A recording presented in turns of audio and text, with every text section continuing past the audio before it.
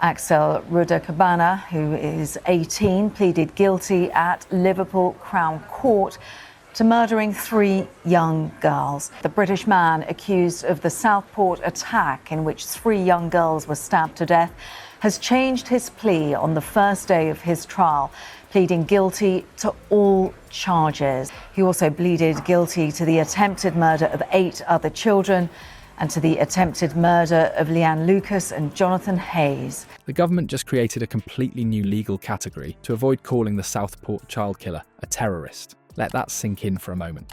They invented non-terrorist mass casualty attack planning, rather than admit what this really was. Why would officials go to such extraordinary lengths to avoid the terrorism label when Rudak Kuban meticulously planned his attack and possessed extremist materials? The answer exposes a pattern of deception that should alarm every single person in Britain. Before we move on, I'd like to ask you a small favour. If you appreciate this content, please take a second to like this video and subscribe to the channel. Over 98% of you watch the videos without subscribing. It costs you nothing, but it makes a huge difference to us. So, did you click the subscribe button? Great, thank you so much.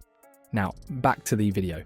The government's response to the Southport tragedy has taken a bizarre turn that should leave every British citizen questioning what's really going on. We have to be very, very careful about the suspect, the defendant, who has been charged now with the murders of 3 kids and attacking kids. The Prime Minister, the Home Secretary, and indeed the police knew that there was a terror-related aspect to Axel Rudak Kuban. Well, I think the timing was very carefully engineered. I think my own sense is that Keir Starmer and the Home Secretary knew perfectly well about these extra details. Home Secretary Yvette Cooper commissioned Jonathan Hall KC, the UK's independent reviewer of terrorism legislation, to examine the case of Rudak Kuban. His conclusion: despite the meticulous planning behind this horrific attack, Kuban supposedly lacked a clear ideological motivation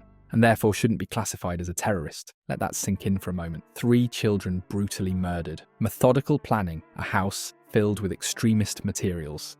Yet somehow this doesn't qualify as terrorism. Instead of facing reality, the government has invented an entirely new legal category, a convenient bureaucratic solution to an inconvenient truth.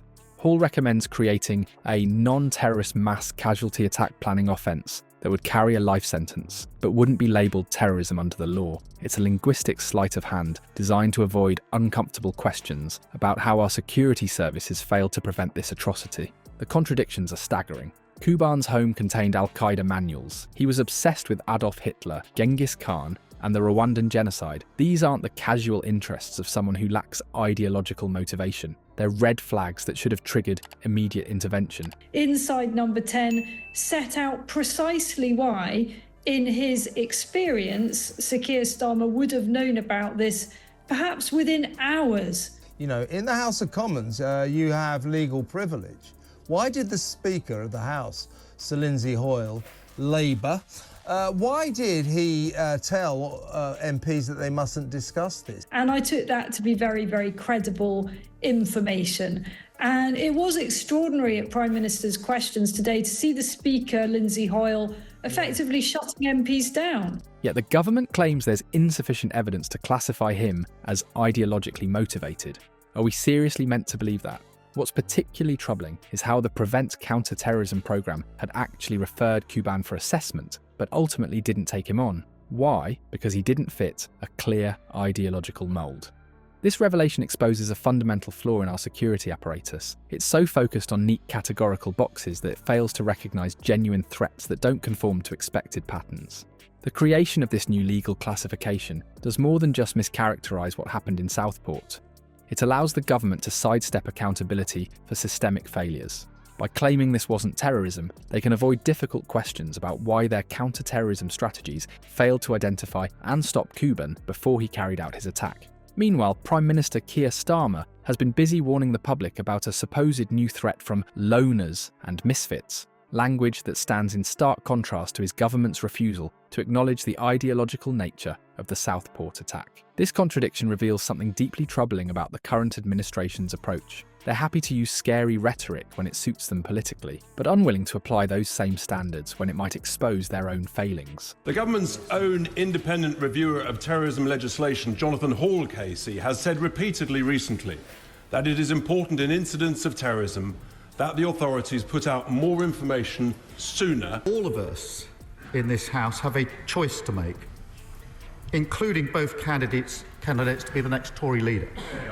They can either support the police in their difficult task. I think it's very important, first and foremost, that in all cases, including the particularly difficult case that the Speaker mentioned earlier, that the police and prosecutors are able to do their difficult job.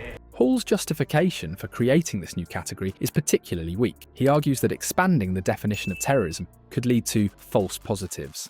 But what about the very real false negative that allowed 3 children to be murdered? Surely erring on the side of caution would have been preferable to what actually happened. The most revealing aspect of this entire debacle isn't what the government is doing about the attack itself, it's what they're focusing on instead. Rather than addressing the glaring holes in our security systems that allowed Kuban to slip through, they've pivoted to investigating misinformation related to the Southport attack. That's right, their priority isn't fixing the broken system that failed to protect innocent children. It's controlling the narrative and silencing dissenting voices. This pattern of deception extends far beyond the Southport case. Time and again, we've seen this government more concerned with managing public perception than addressing genuine threats to public safety. The events today are just truly awful, and I know the whole country is deeply shocked at what they've seen and what they've heard. I do want to thank the emergency services of Merseyside Police who've had to respond to the most difficult of circumstances today. But I do also think about the emergency responders because they have responded to an awful incident today, and I want to thank them for the professionalism that they have shown in doing so. They'd rather create new bureaucratic categories and linguistic distinctions than admit that their approach to counter-terrorism has fundamental flaws.